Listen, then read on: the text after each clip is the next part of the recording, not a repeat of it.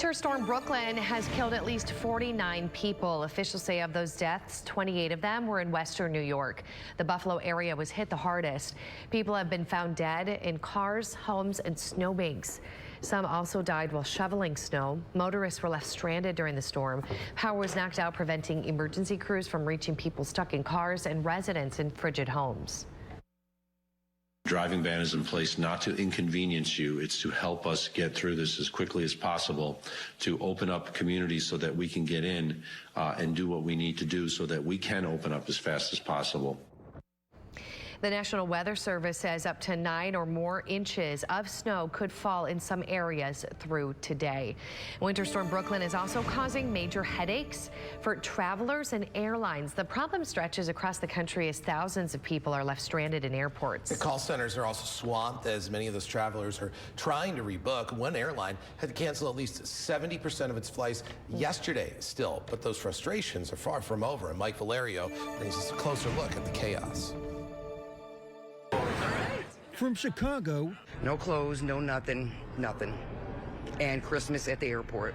To Denver. I was on the phone yesterday for 2.5 hours just trying to get a hold of somebody before I gave up. To Atlanta. Just delay, rinse and repeat. Holiday travelers stranded as airlines struggle to recover from the massive winter weather system that swept across the country. More than 3,700 flights canceled as of late Monday afternoon, and more than 6,400 delayed. The bulk of those cancellations hitting Southwest Airlines. Southwest Airlines was staffed. Its employees were ready to go to work, but when they chose to take flights into the middle of the storm or not preemptively cancel enough flights, their systems have not been able to keep up. In a statement, Southwest said, quote, "We're working with safety at the forefront to urgently address wide-scale disruption by rebalancing the airline and repositioning crews and our fleet, ultimately to best serve all who plan to travel with us." Kathleen Bangs of FlightAware says Southwest's short and medium-range routes can lead to planes spending more time on the ground, unloading and boarding passengers. Combine that time with frightful weather, airport operations can slow down, way down.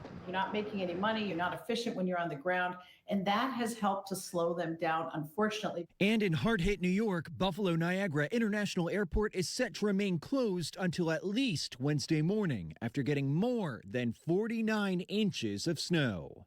I'm Mike Valerio reporting. One of those travelers is dealing with another problem, missing luggage. It comes after all those cancellations and delays.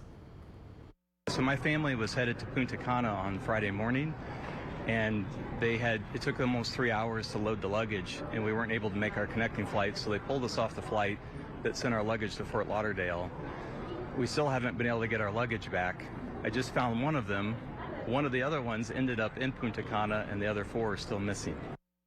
Southwest continues to deal with the problem. It shared a travel advisory on its website concerning high call volumes and busy signals. The airline says that if you can wait to call and you aren't traveling, please to do so. And the statement also says if you need to reach them urgently, you can continue to call, but the airline says hold times are averaging more than 2 hours, and they have been as high as 4 hours. It's also apologized for that inconvenience and is approaching that problem with all hands on deck. Well, the deep freeze covering much of the country has also impacted Milwaukee's General Mitchell International Airport. That is, some flights to and from the city were canceled yesterday still because of this past weekend's winter storm. Travelers hoping to drive to their destination were also having hard times finding rental cars. Hertz and Avis at Milwaukee Airport did not have any more rental cars available for people unless they had made reservations ahead of time. Right now, we're taking a live look at Austin Straubel International Airport's flight board. There's one flight that is delayed into Chicago. Another flight to Detroit has also been pushed back. Meanwhile, at Milwaukee's General Mitchell International Airport, there are already a few flights that have been canceled.